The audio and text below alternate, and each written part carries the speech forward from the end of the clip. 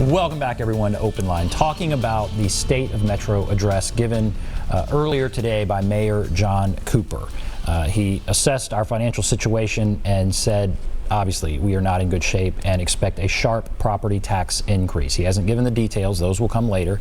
We're talking with Pat Nolan, our political analyst, and we're going to try and get through a bunch of calls. So if you're on the line, now I'm just going to call on you, kind of say your piece as succinctly as possible, and let's get through some calls here. Let's go to Caroline. Hello, Caroline. What's on your mind? Good evening. It's Carolyn. Carolyn. Okay. Thank you, Carolyn. Thank you.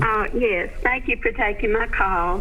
The reason that I voted for this mayor was because it seemed like that Megan Berry and Mayor Briley was more focused on the downtown area, and I thought this mayor was going to be more concerned with our neighborhoods, our teachers. It seems like all the money that the tourists come in, it goes downtown. And, we have other things that need to be done in Nashville, and they don't get done. But I feel sorry for this mayor because he really got a bad situation here with the tornado and this virus. But I voted for him, and I thought that, things would change. I think that our previous mayors are the ones that should have been putting money aside for a rainy day, and they were just busy spending too much money. And so that's my thought. And I don't know what happened to the soccer stadium. Is it still going to be, or have they put that on hold? I'll ask Pat. Okay, let's ask Pat about that. Yeah, what about the soccer stadium? Well, that's a good question. I assume it's a done deal because the council went ahead and approved the changes that needed to be made that the mayor came up with in the negotiations with the soccer people to get the stadium built. So he did indicate they're going to cut back on some capital projects, but the mayor got so excited about the way this compromise came out, I would be very surprised if he backed up on that. I do think some of the capital projects that have been approved, I think the schools things that were approved, the $10 or $20 million to make repairs to the schools that happened because of the tornado, that's going to go ahead and be done. There was about another $160 million in that package that the council approved about 3 weeks ago that may be subject to some review, I'm guessing, but we'll see what he decides to go forward with. We have a big debt. The debt's grown quite a bit. The mayor talked about that. In fact, I think we have several tens of millions of dollars, the most we've ever had to spend on debt coming up in the next budget, and that is a drag on having money to spend on other things. Let's go to Michael. Hello, Michael. Michael, go right ahead. Hey, this is Michael. Pat, you may know the answer to this. Have any city employees been laid off or furloughed, especially those considered non-essential employees, at a time when a lot of non-government people, civilians, whatever you want to call them, are out of work? It seems like we can't justify paying for government employees who really don't have anything to do with all the closings of the various government offices, courts, you name it. Well, to answer your question, I'm not aware of any layoffs or furloughs that are going on in Metro right now, and the mayor's deliberately or whatever did not even mention that word in his speech today. That's not to say it wouldn't come down the road, as if this thing continues and you got to make the budget balanced by the end of this fiscal year.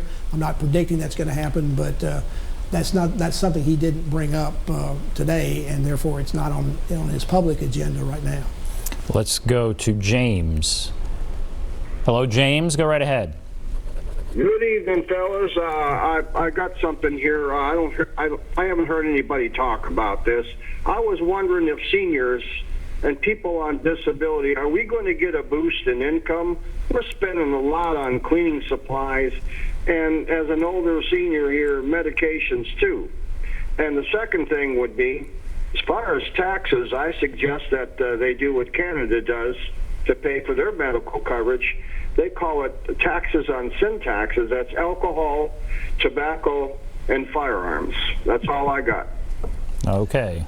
Well, as far as the relief checks that are coming out, I believe they're being sent to anybody who paid income taxes That would include seniors if you paid income taxes last year. Now, it gets down in the details and the rough stuff to figure it all out. But I believe any senior, if you paid income taxes next year to the federal government, even on your retirement income and on your Social Security, you will get a check for that.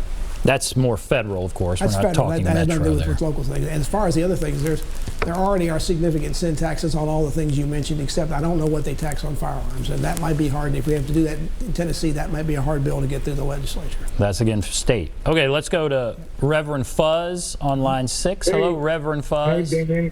Yes, sir. Good evening to you. I got a question, a problem for you to solve this evening, because I've been watching this $2 trillion, what do they call it, deal to help with this. And I calculate that $2 trillion, if you took 100 million American households, it'd be about that many, and gave each one of them $20,000, that would equal $2 trillion. That 100 million households would have $20,000, and then they spend that money back into the economy if they want to bail out the airplanes, or if they want to do General Motors over Toyota. You know, that those people would put the money, because it's their money anyway. So I just came with that scenario. Why wouldn't we give all of that money, $2 trillion? It's something missing that you're not going to get for 2,000. And when I'm counting 100 million households, that's $20,000 per household. I bet people would put the economy back on the track. That's my question. And I like the mayor. People are kind of stuck on this negative about politics, and there are a lot of problems. I keep seeing things that were bad, but you got to give them credit. They're making a 90. Okay, all right, so your question is more of a federal question. There at the end talking about liking the mayor. It's certainly been a tough month for all of us, certainly for the mayor as well. You know, Ben, one thing I ought to add, everybody is going to get one of those checks unless you make above $100,000. So anybody that paid taxes from $100,000 or less for income will get a check. But above $100,000, I believe they did not include those in the bill. All right, we have to take a break. Reverend Fuzz, thanks for the call. I don't know about your math. You're probably right, but that's an interesting point. Well, all right, we'll Congress take a didn't break. draft the bill that way. Yeah, maybe. Okay, we'll take a break. We'll be back right after this.